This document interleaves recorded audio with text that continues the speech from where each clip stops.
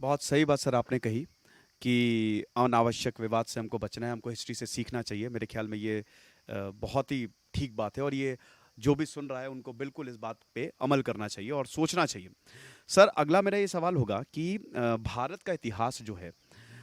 जैसे दो चीज़ों का मैं यहाँ पे वर्णन करना चाहूँगा। एक तो चाणक्य, जिसने एक तरीके से जिन्होंने, जो कि बहुत बड़े आचार्य थे और जिन्होंने एक तरीके से भारत को बनाया, मौर्य वंश में उनकी बहुत बड़ी, सबसे बड़ी इनफैक्ट भूमिका रही। और दूसरा भागवत गीता, जो एक जीने का सही तरीका बताती है। चाणक्य को सर कहीं ना कहीं हम भूल गए हैं। जैसे चाणक्य को माकियावली ऑफ द ईस्ट बोला जाता, बल्कि मतलब Machiavelli is the Chanakya of the west, मतलब ऑफ द ईस्ट। तो सर मैं आपसे जानना चाहूंगा कि चाणक्य और भागवत गीता का अभी हालांकि रिवाइव हो रही है, लेकिन इनका क्या महत्व है और इनको हम कैसे लागू कर सकते हैं? तो ये इनकी जो इंपॉर्टेंस है वो कितनी ज़्यादा रहेगी अगर हम इनको लागू कर देते हैं, मतलब इनको पढ़ाया जाता है चाणक्य को या भागवत गीता को पढ़ाया जाता है सर? देखिए, कौटिल्य ने अपनी पुस्तक अर्थशास्त्र में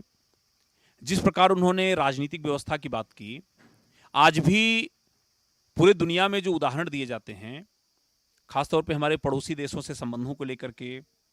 या हमारी राजनीतिक व्यवस्था को लेकर के, या किस प्रकार से एक शासक जन कल्याणकारी राज्य की स्थापना कर सकता है, तो कौटिल्य ने जो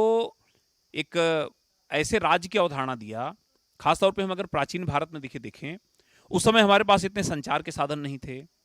हमारे पास इतने अलग अलग संसाधन नहीं थे, हमारी जो उस समय राजनीतिक पद्धति थी वह लोकतंत्र पर आधारित नहीं थी। तो ऐसी ढेर सारी समस्याएं थी, लेकिन उस समय भी ऐसे एक अखंड भारत पर राजनीतिक नियंत्रण स्थापित कर पाना, यह एक बहुत बड़ी बात थी कि कौटिल्य की विचारधारा के आधार पर ही मौर्य शासकों ने इतने बड़े भारत को, जहां पर भौगोलिक, सामाजिक, आर्थिक, सांस्कृतिक, धार्मिक अलग अलग क्षेत्रों में इतनी विभिन्नता थी, लेकिन ऐसे राज्य को आपस में जोड़े रहना और जन कल्याणकारी योजनाओं को लोगों तक पहुंचाना, तो कैसे एक राज्य ज्यादा बेहतर कार्य कर सकता है। और आज भी जो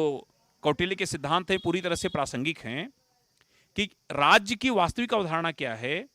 कि राज्य कैसे जन कल्याणकारी कार्यों को आगे बढ़ा सकता है, राज्य कैसे अपने संसाधनों को जनता के हित में प्रयोग कर सकता है, और जहां पर आवश्यकता पड़े वहां राज्य किस प्रकार से दंड की भी व्यवस्था कर सकता है। आज जो राजनीतिक व्यवस्था में साम, दाम, दंड और भेद की बात कही जाती है, वह कौटिल्य की ही देन है। और कौटिल्य ने कैसे एक ऐसे कल्याणकारी राज्य की बात कही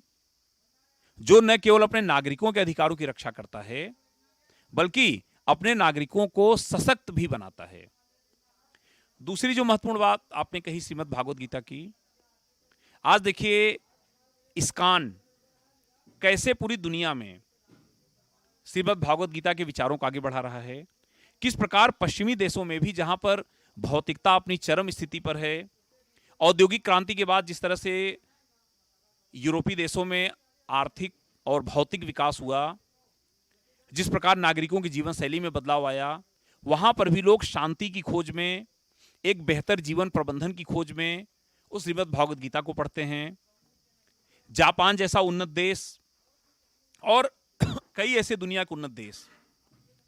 वे आज श्रीमद् भागवत गीता के सिद्धांतों को